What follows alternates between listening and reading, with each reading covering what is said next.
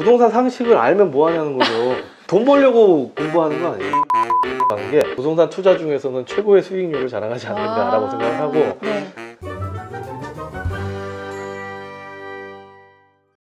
내가 생각하는 부동산 투자란 아까 되게 중요한 말씀 해주셨거든요. 부동산 투자라는 게 여러 가지 종류들이 있는데 네. 오를 거를 기대하고 사는 투자는 그건 투자가 아니라고 생각을 하고 그래요? 대부분이 그렇잖아요. 오를 예. 걸 기대하고 사잖아요. 근데 투자라는 거는 내가 일단 돈을 집어 넣었을 때 어느 정도 내가 돈을 벌 수 있는가가 확정이 된 상태에서 돈을 집어 넣는 게 저는 투자라고 생각을 하거든요. 그러니까 예, 예측이 좀 가능한. 예. 예측이 가능하고 또 어느 정도는 통제가 가능한 것이 투자라고 볼 수가 있는데 네. 예를 들면은 워렌 버핏이 주식을 샀다. 그러면 워렌 버핏은 돈이 많기 때문에 통제도 가능하고 우리나라 네. 코스닥 기업 몇 개 정도는 살 수 있을 정도로. 근데 여기에 앉아 있는 우리들이 네. 어떤 회사의 주식을 산다 그러면 그 회사에 대해서 통제를 할 수도 없고 또 예측하는 것도 어렵고 네. 대부분의 사람들이 주식을 산 다음 날부터 연금만 되면 산다 라고 이렇게 말씀들을 하시는데 맘스 라디오. 처음에 이제 주식 투자 마이너스 통장으로 했다가 네. 기적을 봤죠. 기적을. 오. 수백만 원이 석 달 만에 20만 원이 20만 원이 되는 기적을 제가 네, 눈으로 네. 이렇게 쳐다보고 그 와이프한테 걸려가지고 이제 엄청나게 이제 혼나고. 네. 또 마이너스의 기적을 체험하시고. 그렇죠. 네. 그러고 나서도 이제 계속 뭔가를 해야 되겠다고 생각을 한 다음에 부동산 투자를 해야 되겠다라고 생각을 했는데 네. 그때 당시에도 이제 모아놓은 돈이 한 500만 원 정도. 500만 원. 네. 500만 원 정도 됐고 다행히 이제 회사가 좀 탄탄한 회사여서 신용으로 마이너스를 3천만 원을 해주더라고요. 그걸로 시작을 한 거죠. 야, 뭐부터 시작하셨어요? 저는 이제 부동산 경매를 시작을 했죠. 부동산 경매 지금도 이 영상을 보시면서 잠깐 멈췄다가 경매 사이트에 가셔가지고 5천만 원 미만이 되는 아파트를 검색을 한번 해보시면 어저께 확인을 해보니까 270개가 있더라고요. 경매에 나와 있는 5천만 원 미만의 아파트가 230개의 물건이 현재 지금 경매로 나와 있습니다. 아파트가요? 아파트가요. 야. 네, 그래서 그 5천만 원이 예를 들어 감정가라고 하면 예를 들어서 4천만 원의 낙찰을 받았다. 그러면 4천만 원의 낙찰을 받아서 조정지역이나 이런 데는 대출이 잘 안 나오지만 그 외곽지역, 중소도시 같은 경우에는 아직도 뭐 조정지역 그런 해당 사항이 없거든요. 대출을 그리고 뭐 법인을 만든다든가 뭐 이런 방식으로 해서 그건 각자에 따라 다르겠지만 4천만 원에서 80%를 대출을 받으면 3,200만 원을 대출을 받아요. 그러면 내 돈이 일단 800만 원이 들어가는데 보증금을 또 받죠. 500에 30에 임대를 놓으면 500만 원을 다시 회수를 하기 때문에 300만 원? 그렇죠. 300만 원이 들어가는 거죠. 자, 그럼 수익은 어떻게 되냐? 30만 원을 아까 받았죠. 3,200만 원에 대한 이자가 나가죠. 대충 한 10만 원에서 12만 원 정도가 나갑니다.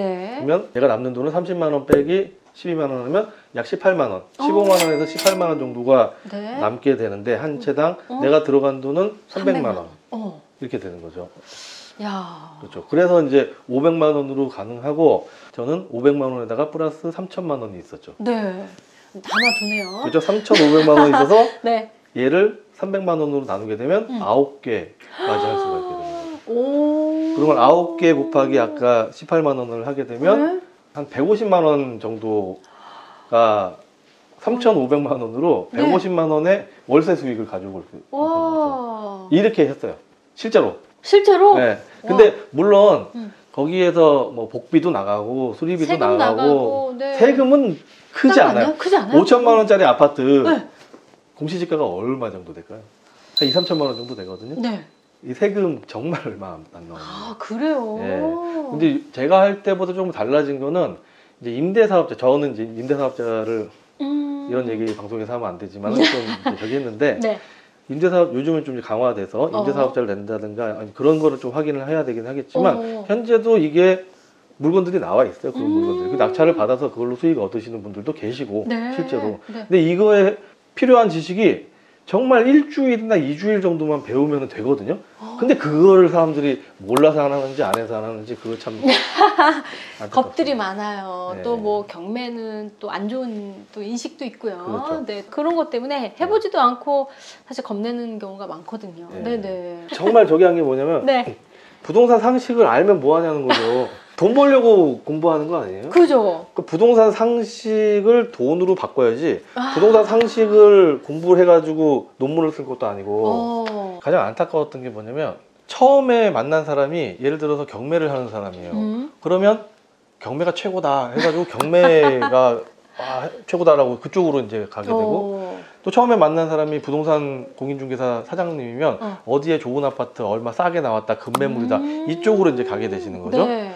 근데 사실은 사람마다 종잣돈도 다르고 나올 수 있는 시간도 다르고 성향도 다르고 하기 맞아요. 때문에 부동산 투자가 뭐 갭투자, 분양권 투자, 재개발, 재건축, 또 미분양 아파트, 경매, 신축 여러 가지가 있단 말이에요. 네. 그 중에서 나의 상황에 종잣돈, 성향, 시간 낼 수 있는 거에 어떤 게 가장 맞는지를 파악을 하고 들어가야 된다.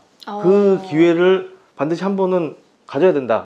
왜 그 이민 가면은 공항에 마중 나온 사람에 따라 직업 바뀐다 그러잖아요. 그렇죠. 세탁소 주인 나오면 세탁소하고 네. 거의 그런 수준이네요. 네. 부동산 투자가. 네. 와 정말 부동산 투자 어떤 게 맞는지 어떤 적성 테스트 같은 거 좀 있었으면 좋겠어요. 그렇죠. 네.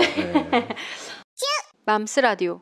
사실 제가 좀 궁금했거든요. 유튜브에 부동산 관련 채널이 많은데 네. 어떤 것을 선별해서 보는 게 좋을지 그런 것도 물어보고 싶어요.